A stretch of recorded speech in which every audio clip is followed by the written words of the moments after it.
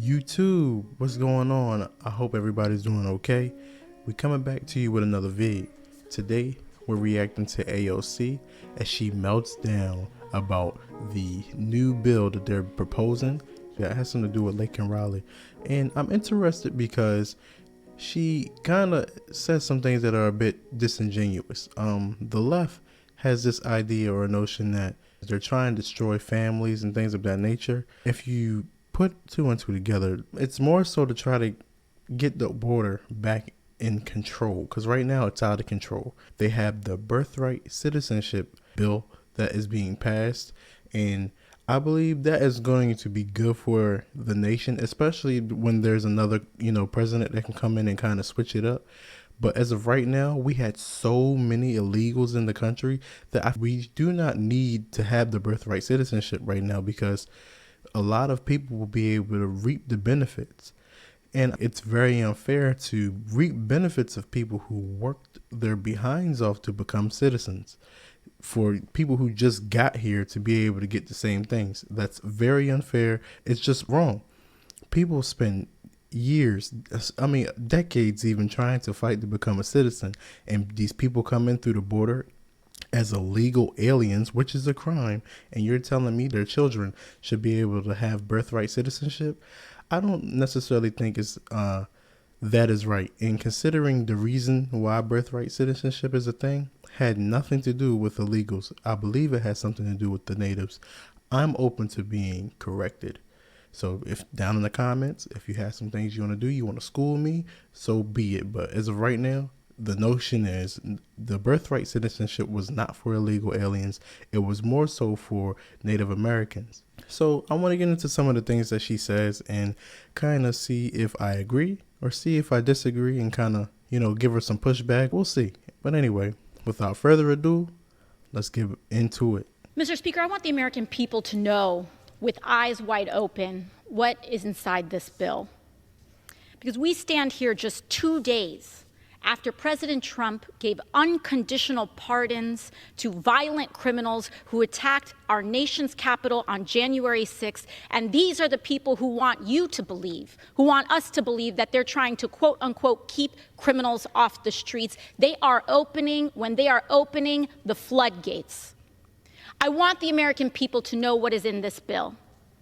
Because in the guise and in the wake of tragedy, we are seeing a fundamental erosion of our civil rights. In this bill, if a person is so much as accused of a crime, if someone wants to point a finger and accuse someone of shoplifting, they will be rounded up and put into a private detention camp and sent out for deportation without a day in court, without a moment to assert their right, and without a moment to assert the privilege of innocent until proven guilty. Without being found guilty of a crime, they will be rounded up. That is what is inside this bill, a fundamental suspension of a core American value. And that is why I rise to oppose it. If you're a dreamer, all someone has to do is point a finger and you will be rounded up. And we have seen moments like these happen before. In the Patriot Act, in the wake of the travesty of 9/11, a fundamental suspension of American civil liberties. That is what we are seeing here today. Mr. Speaker, you may wonder why so many of our friends across the aisle who care so deeply about the rule of law happen to be so desperate to pass this bill, after they are unleashing people who attacked police officers here on this Capitol into roaming our streets, who are publicly saying now they want to get a gun. Suddenly, these folks care about public safety? I don't think so. Look no further than the price tag of this bill, $83 billion. They know that it can't be paid for. They know that the capacity is not there. And you know what will be there? Private prison companies are going to get flooded with money, who give this money, no doubt. I want folks at home to look. Look at what members of Congress are invested in private prison companies who receive this kind of money, and look at the votes on this bill. It is atrocious that people are lining their pockets with private prison profits in the name of a horrific tragedy and the victim of a crime. It is shameful. It is absolutely shameful. And Mr. Speaker, I'll conclude with this. In a few months, there are members of Congress who voted for this bill who are going to pretend they didn't know about all the bad things that are going to happen because of it.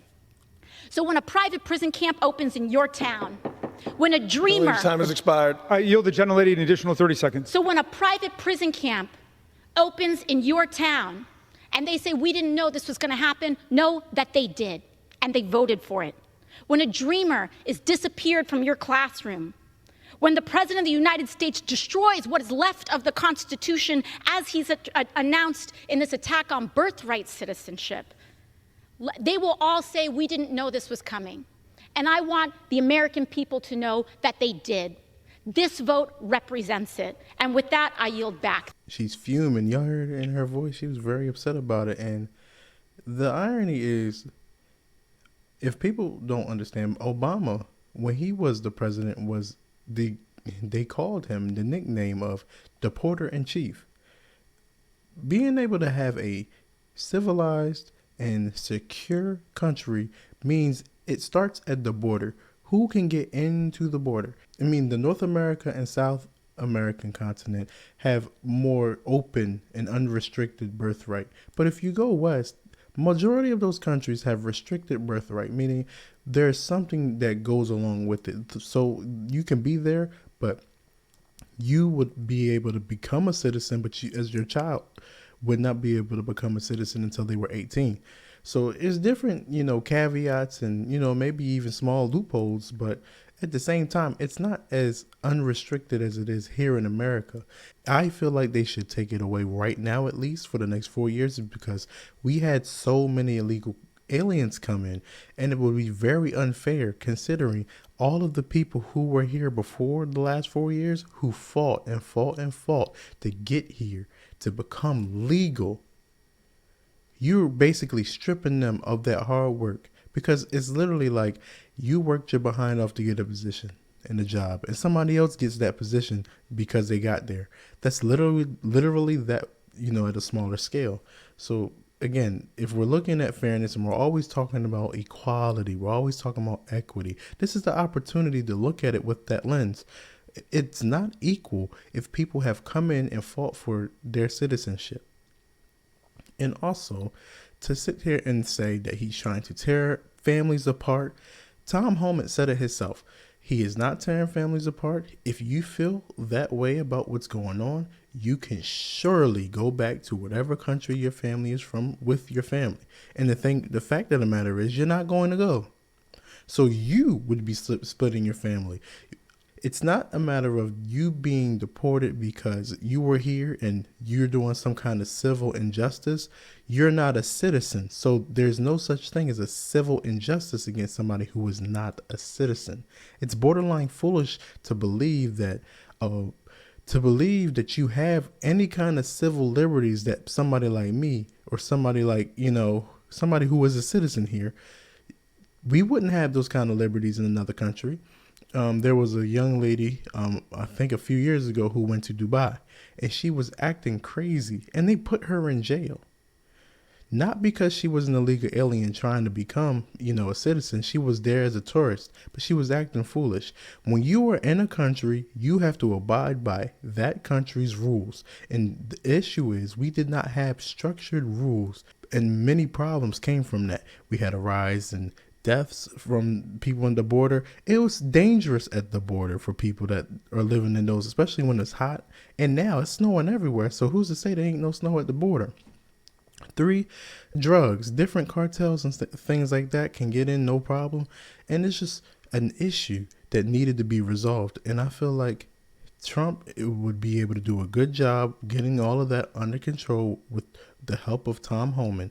And I don't see an issue, to be totally honest.